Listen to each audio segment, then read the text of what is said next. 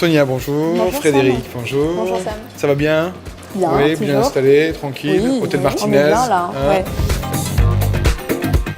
On va parler en fait d'une décision Sunshine.fr qui a particulièrement attiré l'attention des professionnels. C'est une décision qui a été très commentée et on voulait en faire partager en fait vos auditeurs. Bon, la question, on va pas s'attarder sur le fond juridique, mais vraiment sur la procédure et sur les conclusions que nous professionnels nous en tirons en fait. C'est une société Sunshine qui a ses activités dans le domaine vestimentaire. Elle a détecté un nom de domaine sunshine.fr qui portait atteinte à sa marque. Donc elle s'est dit, je vais attaquer.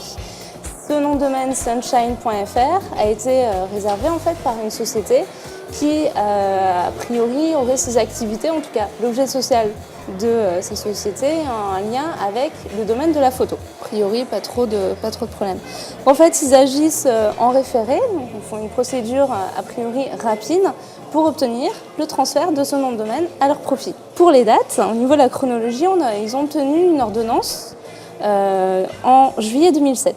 En fait, le juge a rejeté la demande de cette société. Ils ont fait appel. Oui. Juillet 2007. Juillet 2007. Donc ils ont fait appel de cette décision et la Cour d'appel a rendu sa décision en janvier 2008.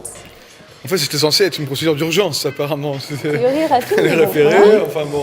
Et au final, la Cour de cassation a à nouveau rejeté la demande de la société Sunshine en 2009. Wow. Et même en septembre 2009. C'est pas mal, ça. Combien? Presque 3 ans? Donc c'est assez 13 long ans. quand même. On voit que ça a été assez long. Donc je récapitule, on a en fait une ordonnance de référé qui ne donne pas droit à la société Sunshine et qui interdit le transfert du nom de domaine. On a une cour d'appel qui contredit ça et qui donne droit à la société Sunshine et qui prononce le transfert du nom de domaine. Et au final, qui est-ce qui a le dernier mot? La Cour de cassation qui, elle, contredit la cour d'appel et au final interdit le transfert du nom de domaine. Alors on ne va pas rentrer dans des considérations de savoir pourquoi, etc. C'est plutôt technique, mais en fait, l'argument, c'est on ne peut pas prononcer, enfin, le juge de référé ne peut pas prononcer ou ordonner le transfert du nom de domaine. On peut éventuellement geler le nom de domaine, bloquer le nom de domaine, mais pas ordonner le transfert du nom de domaine dans ce type de procédure courte. Donc en tant que professionnel, nous ce qu'on va retenir, c'est que la Cour de cassation met fin à une pratique ici en fait, qui est de s'adresser au juge des référés. Alors vous allez me dire, mais si on veut une décision rapide, comment on fait pour obtenir le transfert d'un nom de domaine de manière assez rapide et efficace en fait?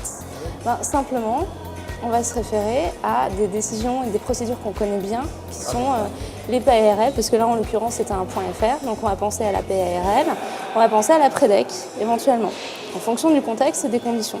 En tout cas, visiblement là il ne faudra pas se tourner devant les tribunaux. Alors nous, ce qu'on a envie de recommander, en fait, c'est, avant d'engager une action, se poser les bonnes questions. Quels sont les objectifs?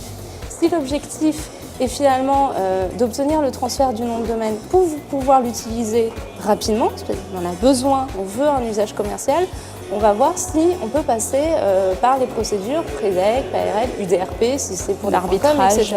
Voilà, en tout cas d'arbitrage. Si on a plusieurs droits, par contre, à faire valoir et puis plusieurs atteintes à réparer, une atteinte à une marque, une dénomination sociale, un nom de domaine, tout ça se mélange, on va peut-être préférer en fait soumettre notre demande auprès d'une seule et même instance. Donc on va préférer les instances judiciaires. Et si en plus on veut demander, généralement c'est ce qu'on veut, réparation des dommages et intérêts, alors c'est vraiment une procédure judiciaire qu'il faut engager et pas une procédure d'arbitrage puisqu'elle ne prononce pas et elle n'alloue pas de dommages et intérêts au demandeur. Donc ça change un petit peu les pratiques en fait des professionnels et donc la conclusion c'est qu'est-ce qu'il faut faire? Se poser les bonnes questions avant d'engager une action et vérifier les droits, les chances de succès, les conditions. Donc c'est un revirement en jurisprudence en fait? Oui, complètement. Complètement, d'accord. Donc avant on pouvait... Oui, parce que je me rappelle qu'il y avait eu des situations dans lesquelles des personnes avaient pu, dans des situations d'urgence, on appelait ça, faire appel au juge et d'avoir une décision rapide. Et donc maintenant, voilà, ce n'est plus vraiment le cas. Il va falloir passer... Donc ça profite finalement à la cour arbitrale.